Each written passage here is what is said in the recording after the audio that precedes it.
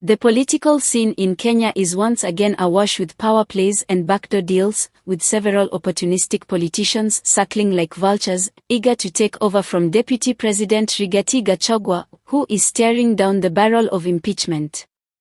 The whispers from the corridors of power suggest that a parade of characters from the empty Kenya region is already lining up, hoping to worm their way into the president's favor and snag the coveted position of deputy president.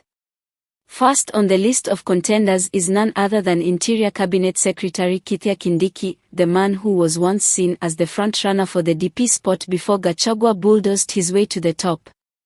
It's almost laughable how quickly Kindiki's supporters have shifted gears, suddenly painting him as the region's kingpin, a title that seems as disposable as the next political headline.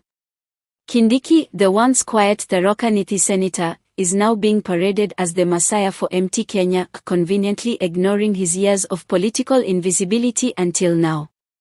Then there's Kirinyaga Governor and Waiguru, who, for some reason, is still being pushed as a serious contender.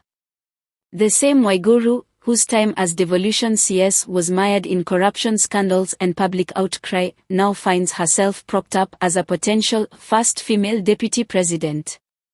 Waiguru's political survival skills are impressive, but her leadership record leaves much to be desired.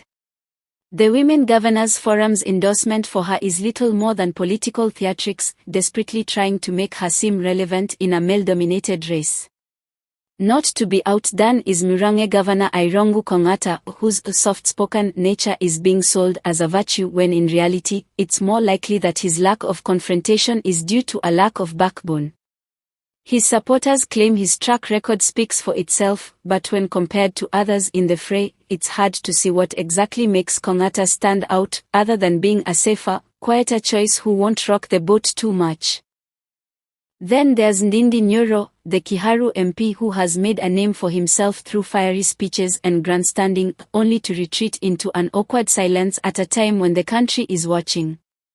His silence is being interpreted as some kind of masterful political strategy, but in truth, it's more likely that he's calculating how best to position himself in the chaos, waiting for the dust to settle so he can jump in and claim the spoils.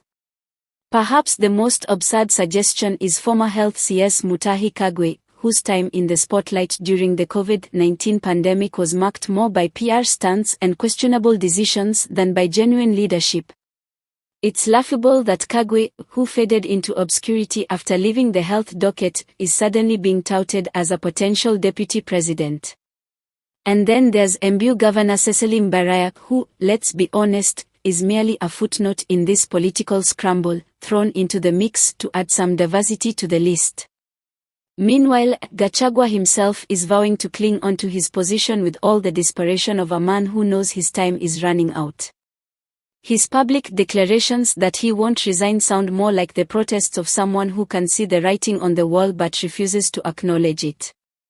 In the end, the entire situation reeks of political opportunism and backroom deals, with each contender more focused on personal gain than on actually leading the country.